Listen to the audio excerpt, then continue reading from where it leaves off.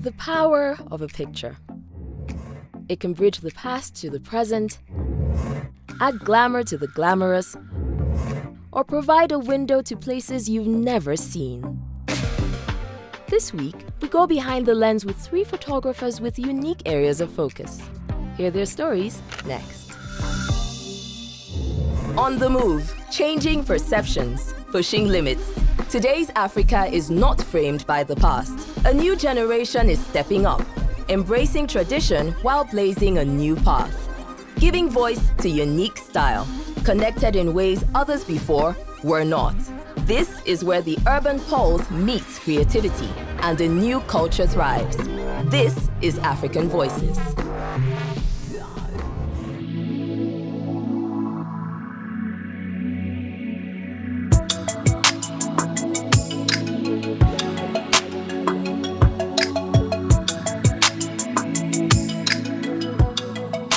South Africa, knowing our story, for me is very, very important to tell our story using photography. Knowing the role that photography has played in our freedom.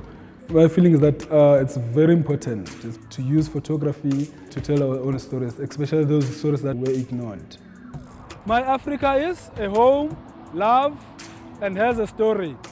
My name is Jabulani Dlamini, a photographer from South Africa.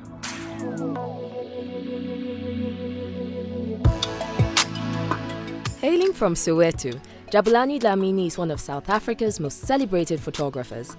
His work is known for connecting the country's past to its present.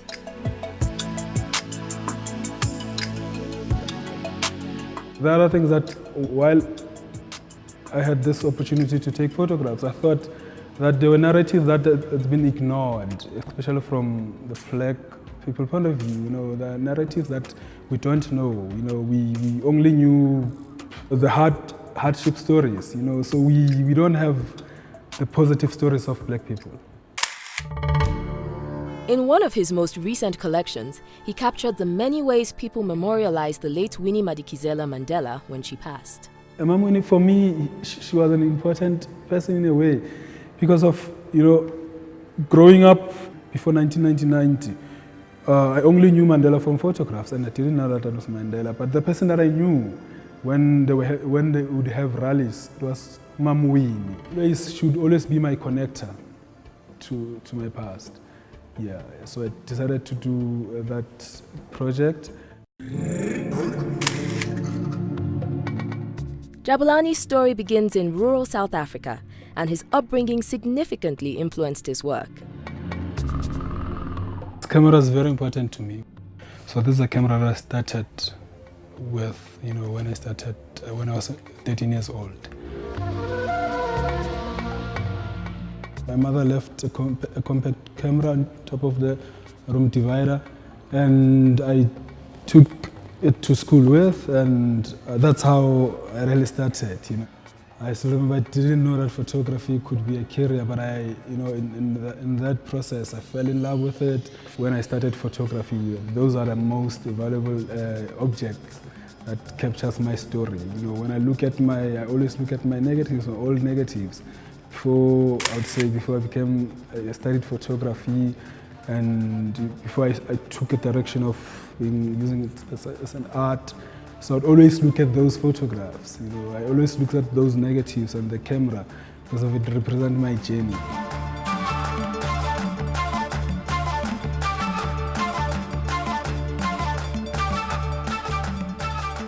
I want to be that medium of creating that people, they need to express themselves, and that create, like I've said, that more of people need to be informed where they are, what they want.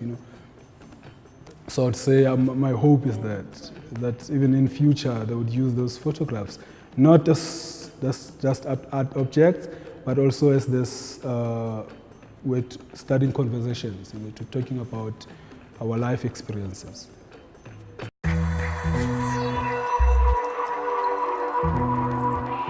In fashion, it's always about the lighting.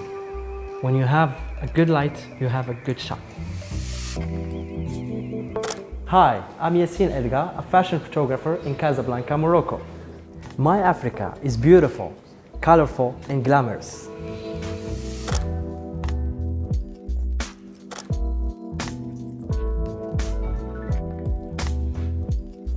Yassine Edgar has been working as a fashion photographer in Casablanca for the past 8 years, but his dream started early.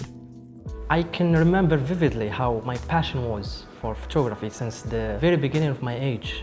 So I was like that kid whoever sees a camera, he must make a comment and talk about it. And I was always in love taking pictures of people.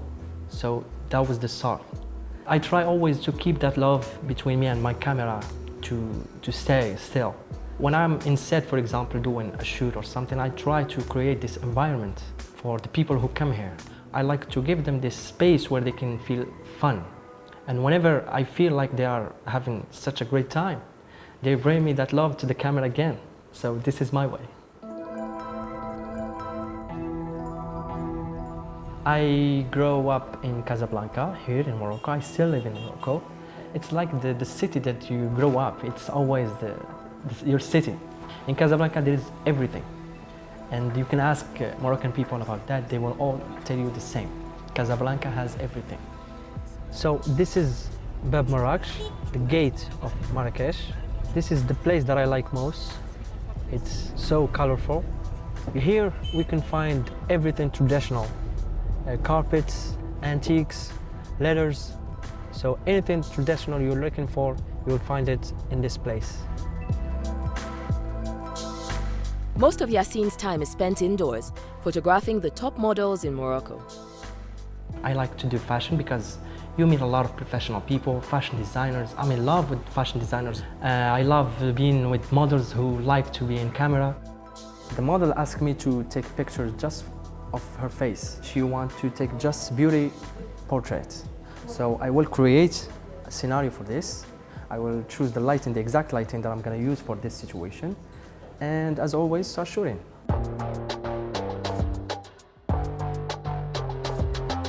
When I finish every shoot, I like to sit with the people that I was working with and not doing the selection by myself. We like to select pictures together. And what I do is I always let the people choose first, and then I choose from the picture that they already choose. Yassine sets the bar high when he asks for feedback on his work. You're the best one. That's my favorite compliment. It's very important to me to hear that time on time, because if you don't hear this kind of word, especially as a photographer, it means that you're doing a bad thing. So as long as you keep hearing it, you're in a good line.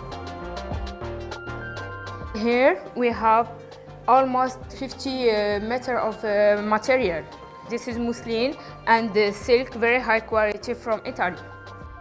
One of Morocco's most highly rated fashion designers, Sarah Zeroili, has been working with Yassine since turning professional 7 years ago. Yeah, it's sure. Yassine is a person who understands you perfectly. I was all time working with him because it's a very nice person, very professional, and I'm so happy about the result.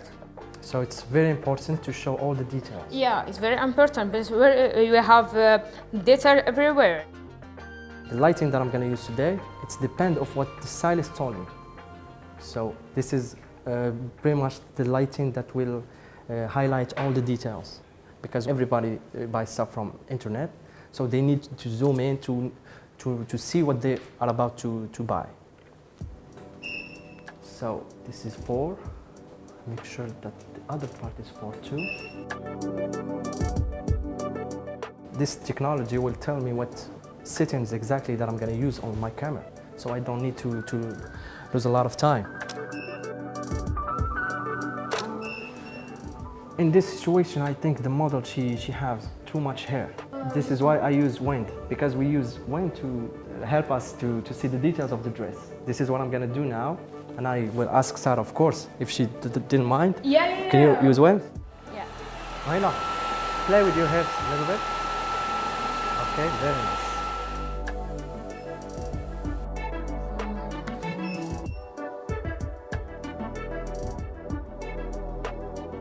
In the next 5 years, I think we can grow up our job and grow up here in Morocco and following technology and doing something new. So this is what I think in 5 years I will be doing. And I don't think I will be anything else.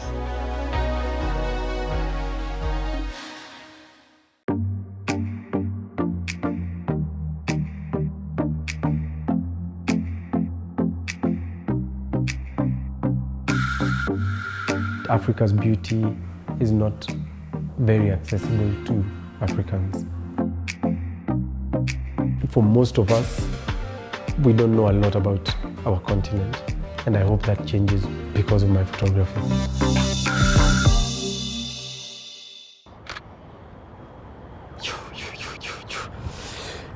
My Africa is beautiful, dynamic, and oh, so black.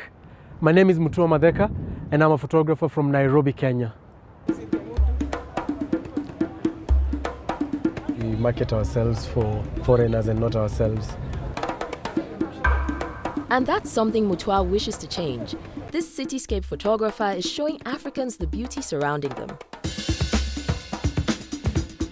His picture showing the skylines of some of Africa's most beautiful cities has amassed thousands of followers on Instagram. For me, it's usually exciting to show other people like me a place that they could also go and visit. That really pushes a lot of my travel work and my work on representing Africa as an African. I think it's a very exciting time, especially now, and in Africa specifically, because for long, foreigners have spoken for us in terms of there are still places which are like that, which you look for pictures of, and you never find any of the pictures from that place that are shot by a local. Mutua is an architect by trade, but a love for pictures drew him to pick up a camera. I bought a camera not to be a photographer, just because I was in love with the idea. Barely like 1 year into owning the camera, I was like, since it's here, I might as well be serious with trying to be better as a photographer, just so that I have good pictures. And that's kind of how it started. So I just picked it up and I will shoot every day.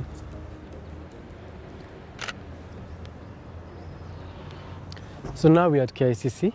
For me, the significance of that place is that, number one, in 2010, when I picked up a camera, somewhere by the end of that year, or somewhere in the middle of that year, someone told me that I could come to KICC and I could just pay and go to the rooftop and see the whole of Nairobi, which is something I'd never done. So I came, went up there. I didn't even have my camera. I just came up here to sit, just watch the sunset. At that time, it never used to be closed early, so watch the sunset, the lights came on, and it was, for me, one of the most beautiful views of Nairobi I've seen. So I decided that I'm going to shoot that so that people, when they Google Nairobi, they start hopefully seeing my pictures to tell them about how Nairobi looks like. Then I shot that, I posted, and I realized, most of the people talking about the pictures are not even foreigners, they're Kenyans, and they don't believe that it's Nairobi. So that, I credit this place for being one of the places that, focused my mission early enough.